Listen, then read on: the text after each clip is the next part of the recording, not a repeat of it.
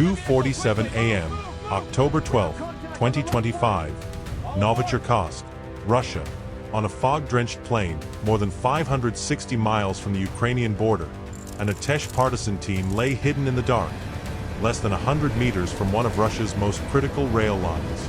Above them, a Switchblade 600 drone screamed through the night at over 115 miles per hour, slicing the silence open like a scalpel. At nearby guard posts, Russian officers were still fast asleep, oblivious to the fact that their war machine was about to be crippled by something smaller than a sparrow. The drone's target wasn't the 2,000-ton train hauling 155mm artillery shells rumbling through the night. It was something far more valuable. The brain, a small concrete signal box by the tracks, responsible for orchestrating all rail traffic between Novichokhovsk and Rostov. A single precise hit here, and the entire military logistics network across southern Russia would collapse into chaos. This wasn't an impulsive strike. It was the culmination of months of planning, born from a seemingly harmless oversight in Russia's NEBO-M radar system. A 3.6-degree blind spot hugging the ground, just wide enough for small drones to slip through undetected.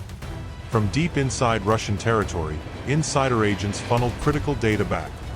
Detailed schematics of a 12-mile stretch of railway, exact train schedules, and most crucially, the precise timing of the October 12th munitions convoy. Atesh played an even deadlier psychological game. They leaked a rumor about a FSB mole embedded within the Rostov command. The whisper spread like wildfire, seeding paranoia and distrust.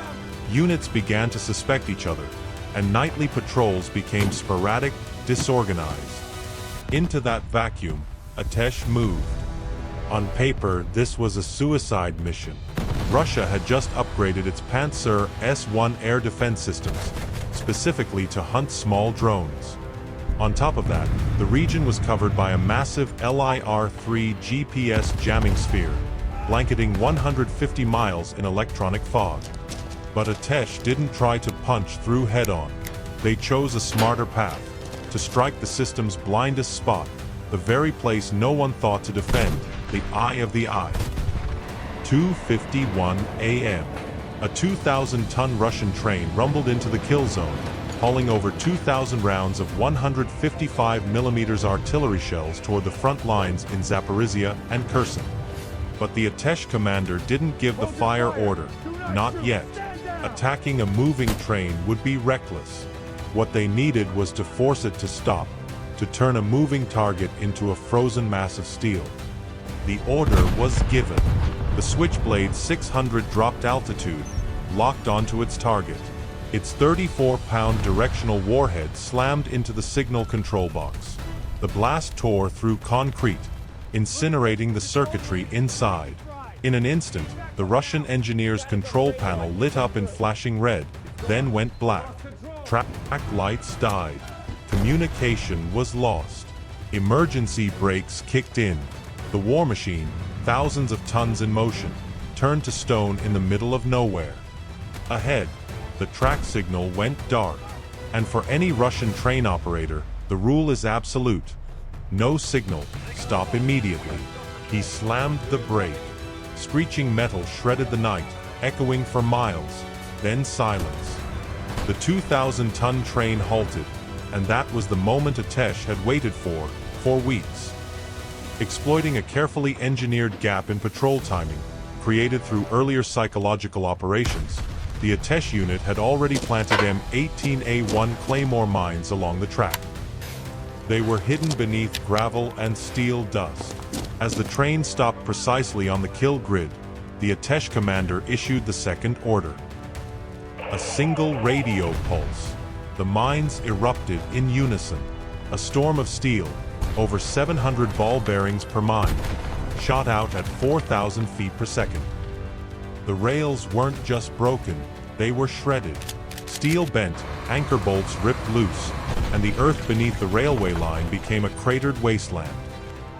The train, and over 2,000 artillery shells, was now completely trapped. But such raw energy couldn't go unnoticed. 12 miles away, a NEBO-M radar array screamed to life with piercing alerts. On the control screens, Russian technicians stared at blinking anomalies. An emergency response order was issued instantly. 2:54 a.m. Panzer S-1 systems activated. Phased array radars began sweeping the sky, but Ukraine was ready for this exact moment. As soon as Panzer radars came online, 3 decoy signals appeared. Bayraktar TB2 drones, launched earlier, flying high and slow, deliberately exposed like bait. Russia's response was textbook. 357 times 10 to the power of 6 missiles launched, streaking white-hot into the night, vaporizing the threats. On screen, 3 targets appeared, 3 targets destroyed. But this was the oldest trick in the book: misdirection. While Panzer focused westward, chasing decoys, the real threat approached from an entirely different direction. A Russian-made Orlan 10 drone, captured and modified by Ukraine. No longer relying on human control, it flew a pre-programmed flight path. Instead of vulnerable radio links, easily jammed by Russia's LIR-3 bubble, the drone operated in full autonomy. It used inertial navigation, optical terrain recognition, and preloaded satellite imagery to stay on course. You can jam signals, but you can't jam a drone that doesn't listen. Its only mission: to scream. It emitted a strong X-band signal, mimicking the radar signature of a high-priority Ukrainian attack drone. On the Panzer S-1's display, after the 3 Bayraktars were neutralized, this one lit up like a jackpot. Russian fire control locked on. 657 times 10 to the power of 6 missiles, worth over $500,000, launched in a synchronized salvo, tearing through the sky. But none of them went after the Orlan or the Atesh unit.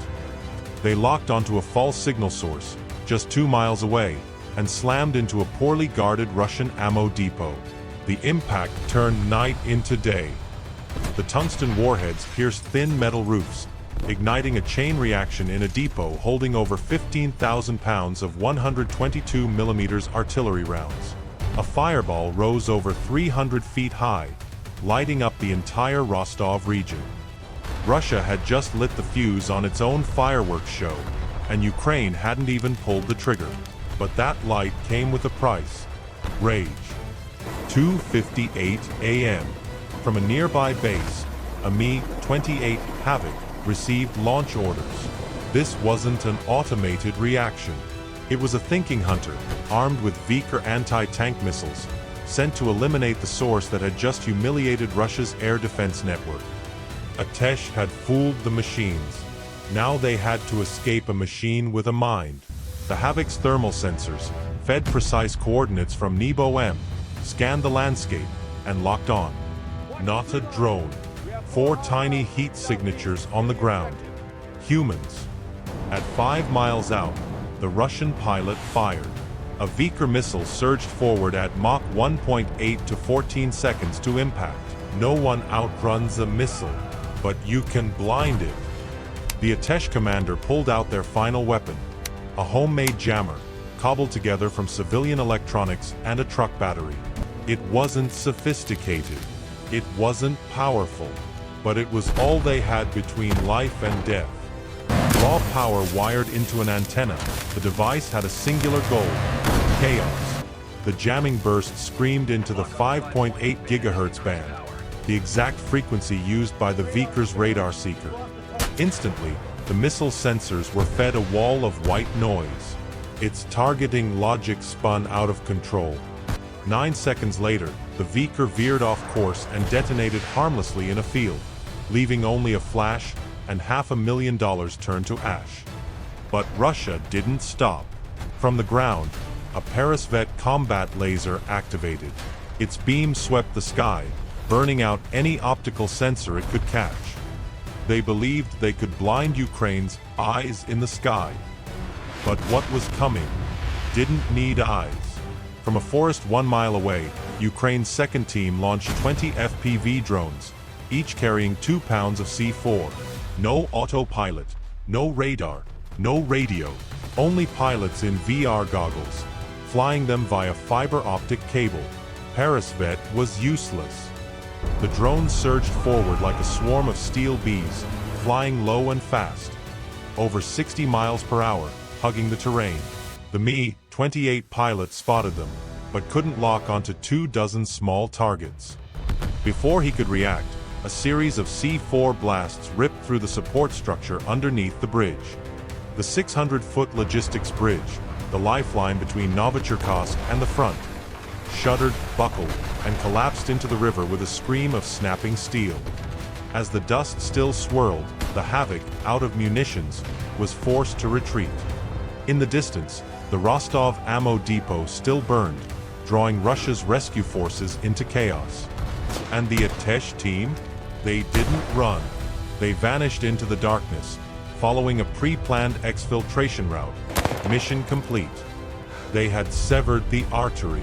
Now all that remained was to watch the body bleed. To understand the scale of destruction, consider the physics. This wasn't just a loud explosion. It was a scientifically orchestrated demolition, a cascading sequence of intentional destruction. The first impacts acted like chisels, blasting away weathered concrete, exposing the steel rebar core. The next drones placed charges directly on load-bearing joints, precision punches. With direct contact on already weakened pillars, each C4 blast delivered pressure spikes over 30,000 psi, creating microfractures that spread like lightning. 20 sequential shockwaves operated like jackhammers, pulverizing the bridge's structural integrity from within. The result: complete structural failure, crumbling columns, collapsing beams, the entire span in ruin. The damage numbers say it all. A 15,000-pound ammo depot reduced to a crater, 500 feet of rail line twisted into scrap, a $20 million strategic bridge lying at the bottom of a river. But the real cost wasn't in twisted metal, it was in strategic paralysis. Immediate consequence: over 60% of artillery supply to Zaporizhia and Kherson was cut. The train lay stranded. Long-range guns went silent, not for lack of targets, but lack of shells. The command structure plunged into paranoia. Rumors of an FSB mole spread rapidly, collapsing coordination. Meetings turned into accusations. For 72 critical hours, they hunted ghosts instead of commanding troops. And in that silence, Ukraine advanced, pushing 3.5 miles along the Zaporizhia front. Moscow called it a temporary logistical disruption. Ukraine called it a well-planned Tuesday. With a few $400 drones, a dedicated guerrilla unit, and a chain of inventive tactics, a billion-dollar logistics line was turned into scrap. In modern war, victory doesn't belong to whoever has the most expensive weapon. It belongs to those who know how to use them best. If you were the Atesh commander, limited in manpower and supplies, what would your next strike target be? The fuel depot or the Nebo M radar station? Post your tactical reasoning in the comments.